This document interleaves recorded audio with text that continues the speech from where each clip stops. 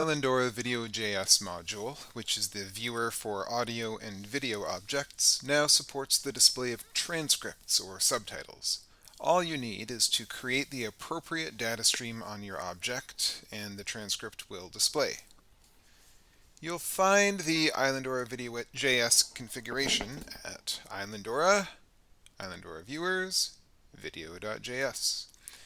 You'll see there's a field where you can configure the data stream ID for your transcript files. It defaults to transcript, all uppercase.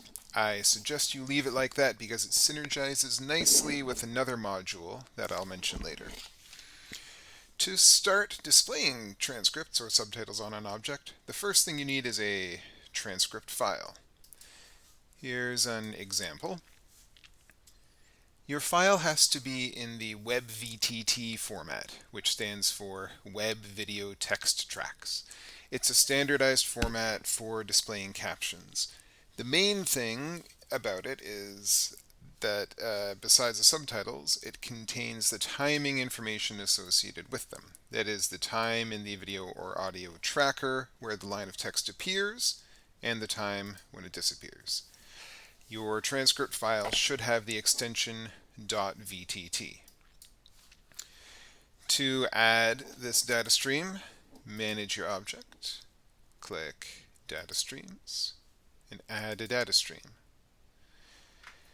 Use the data stream ID transcript, all uppercase, or whatever you have configured in the Video.js settings that I showed you a moment ago.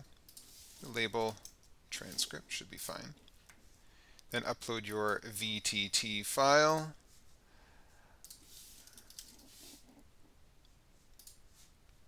There we go. And click Add Data Stream. Now, if we play our video, you'll see the subtitles appear as expected. Another tool that supports working with transcripts is an old module from York University, Islandora Transcript. There will be a link in the video description. This module provides tabs on an object that has a transcript data stream to view the transcript or edit the transcript. All you have to do is enable the module, save,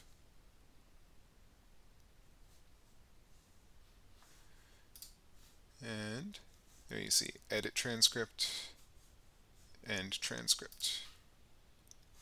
You can see the transcript here, and if you want to, you can make changes to it right here in the user interface.